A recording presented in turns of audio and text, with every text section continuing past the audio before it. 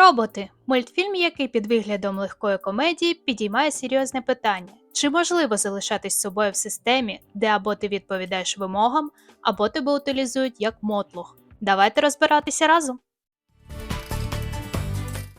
Починається мультфільм з кадрів мирного містечка, де жителями є не люди, а різноманітні роботи. Нас одразу знайомлять з подружньою парою міднопузів, які от-от стануть батьками. От тільки щоб радісна подія таки відбулася, спочатку їм потрібно зібрати дитину з великої кількості запчастин. Цілих 12 годин зайняла така кропітка робота, у результаті якої на світ з'явився головний герой цієї історії – Родні Міднопуз. Ми ж хотіли хлопчика, та боляче не буде.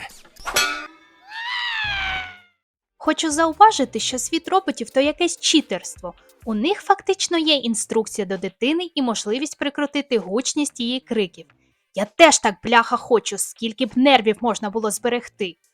Отже, росте Родні на потіху батькам, періодично оновлюючи свої деталі. Правда, одразу стає зрозуміло, що родина не є заможньою. Батько робить простим посудомийником.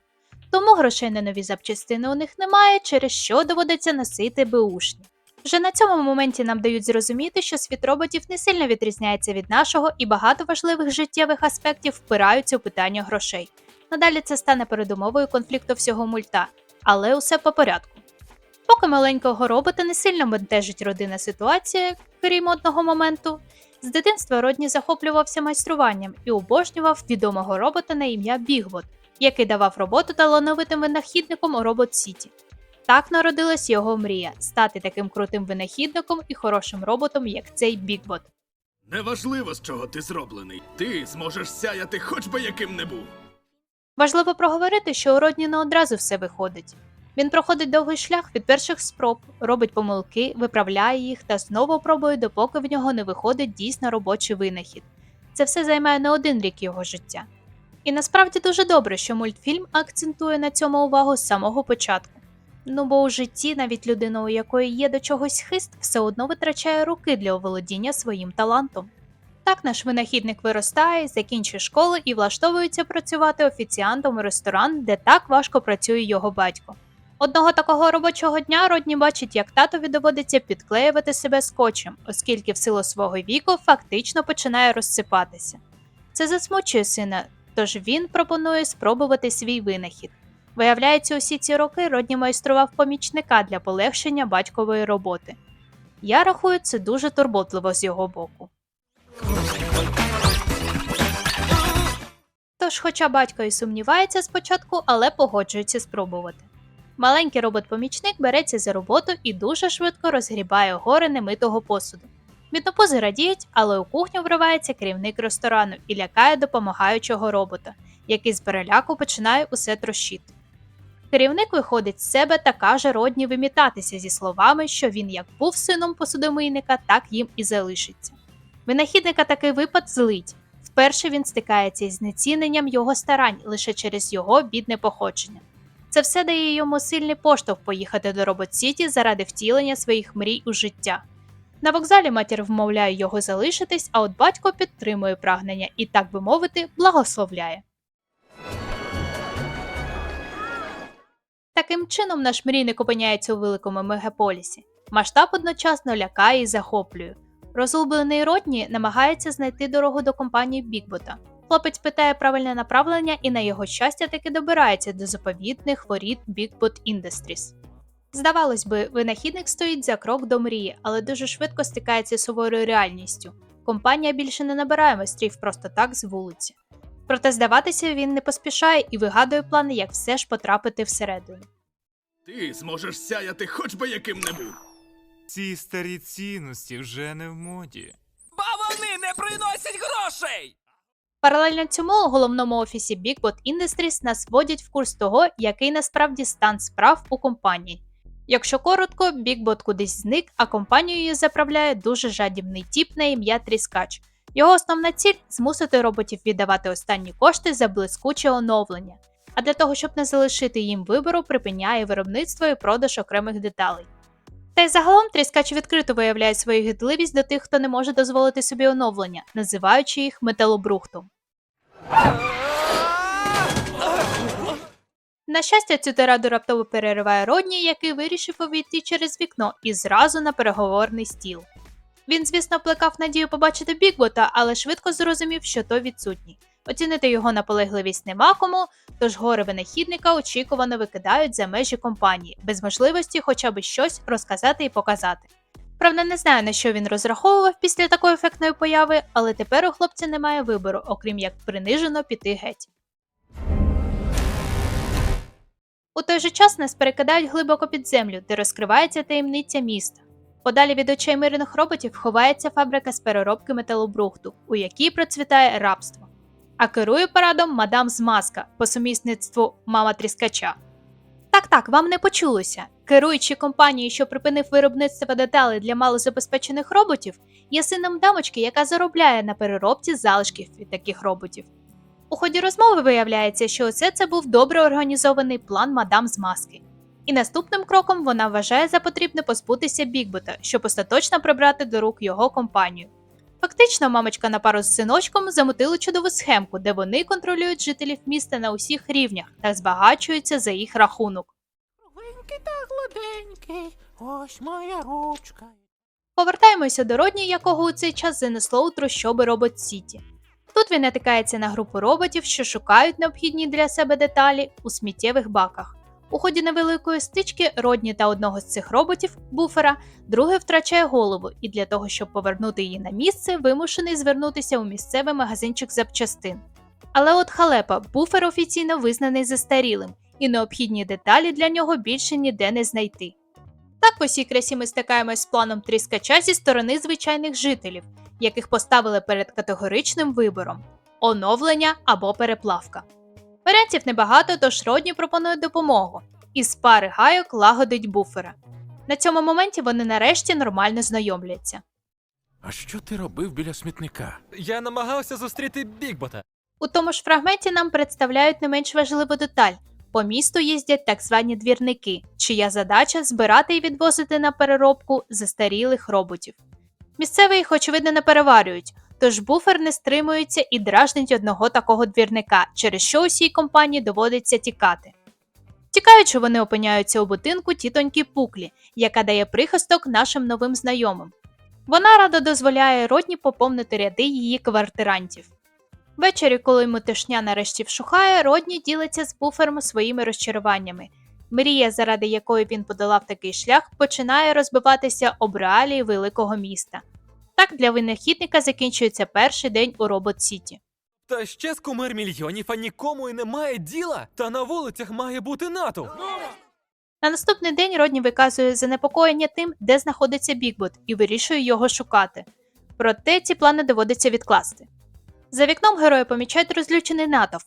Виявляється, до мешканців трущоб дійшли новини про припинення виробництва запчастин, і саме це викликало протести. Але коли роботи бачать Родні, то переводять увагу на нього.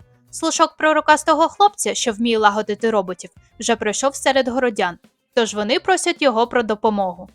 Спочатку винахідник збирається відмовитись, проте ненадовго замислюється. І в цей момент у погляді Родні проблискують перші іскри бунтарства. Він згадує слова Бігбота «Бачиш щось не так, виправ це». Тому приймає рішення допомогти. Ти що, смерті моєї хочеш? А поки наші герої працюють у поті чола, мадам Змазка доводить до відома сина, що хтось у місті лагодить роботів. Очевидно, вона цим не задоволена, бо такий стан справ йде усупереч її планам. Тож обурення матері не залишає Тріскачу вибору, окрім як знайти і здихати з цього майстра на всі руки. Ще хто-небудь є? Декілька. Цілий день головний герой лагодив роботів, але черга потребуючих допомоги не мала кінця. У той же час Родні отримує лист від батьків. З'ясовується, що тато захворів і без нових деталей справи дуже кепські. Таким чином, витівки Тріскача тепер зачіпають хлопця особисто і настає момент для більш радикальних дій. Роботи повертаються до розмови про пошук Бігбота і згадують, що сьогодні ввечері повинен відбутися бал на його честь, куди, на їх думку, він точно з'явиться. Тож вони приймають рішення у будь-який спосіб туди потрапити. Але вас немає в списку. Нас що? Ще раз. Ау! Розігравши дурнуватий, на мій погляд, спектакль у входа, їх таки пропускають без зайвих підозр. Хоча ви просто подивіться на ці костюми, зроблені буквально з сміття. Ну то ладно, опустимо це.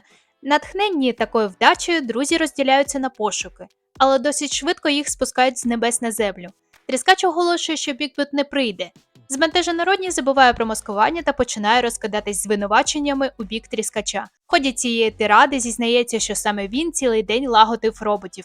От і виходить, що фактично здобич сама прийшла до клітки. Охоронні дають наказ схопити винахідника, проте за нього вступається філіжанка, дівчина, яка була присутня в офісі Bigbot Industries, коли туди через вікно влетів Родні на початку історії. Вона допомагає втекти і наполягає, щоб хлопець поїхав додому. Проте той відмовляється і просить відвести його до Бігбота. Не одразу, але філіжанка погоджується.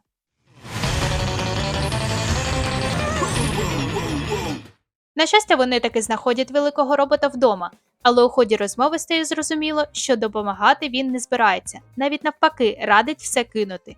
Загалом Бігбот, здається, знаходиться у депресивному стані, ніби тінь того робота, яким захоплювався наш винахідник. Це все сильно засмучує Родні, і пригнічений він йде геть.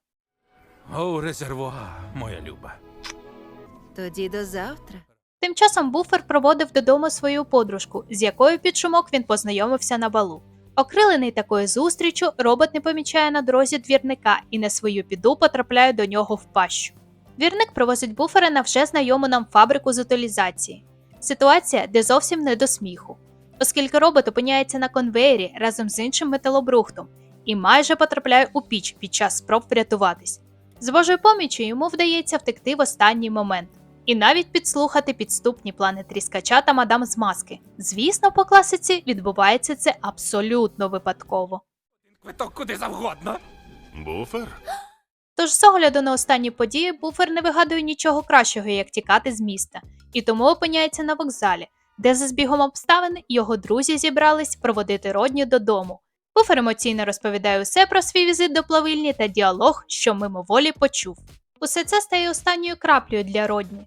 Він вирішив для себе не тікати від проблем, а нарешті піти проти гнилої системи, до чого закликає і інших. До палкої промови несподівано долучається Бігбот, який підтримує ідею боротьби. Трохи смішно, бо він буквально пару сцен назад радив здатися, а тут різко перевзувся. Видно, у Родні талант до переконань, не інакше.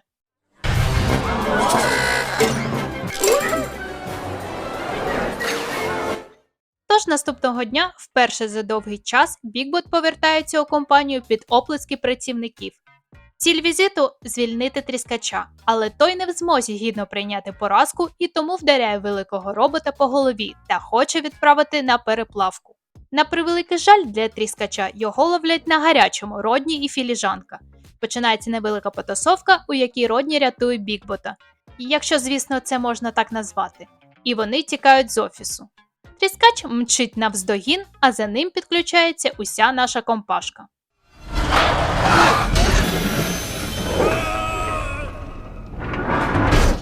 У ході погоні роботам вдається відірватися, проте Бігбота випадково закидає у плавильню мадам з маски. Герої вирішують все одно не здаватися та готують план визволення. Для цього Родні трохи модифікує друзів за допомогою знайденого металобрухту. І от вони вриваються на фабрику. Мадам з маска виводить проти них фактично армію працівників плавильні. Сили нерівні, але тут на допомогу приходить натовп городян. Починаються жорсткі баталії.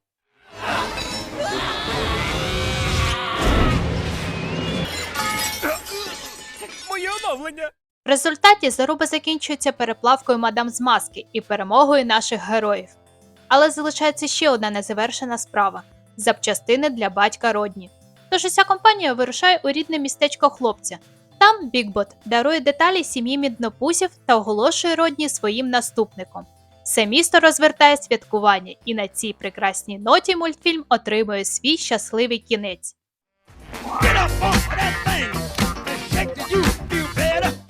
Отже, підсумовуємо. Історія Родні Міднопуза показує, як можна пройти непростий шлях, залишаючись вірним своїм мріям і переконанням. Як не зламатись під тиском жорстких обставин, та як, доклавши зусиль, змінити заіржавілий устрій зсередини. Потрапивши у систему, де ти або оновлюєшся, або зникаєш назавжди, хлопець не підлаштовується під неї. Він бореться та надихає на це інших. Адже за красивими лозунгами ховається не турбота про городян, а звичайне прагнення контролю і збагачення. Родній – чудовий приклад того, що для змін інколи достатньо всього одного цілеспрямованого мрійника. Головне – не забувати, ким ти є і за що борешся. А на цьому усе. Якщо вам сподобалось моє відео, не забудьте підтримати мене лайком та підпискою. І обов'язково поділіться своїми враженнями від мультфільму. Або напишіть, які теми хотіли б побачити у наступних роликах. Дякую, що провели цей час разом зі мною. Скоро побачимось!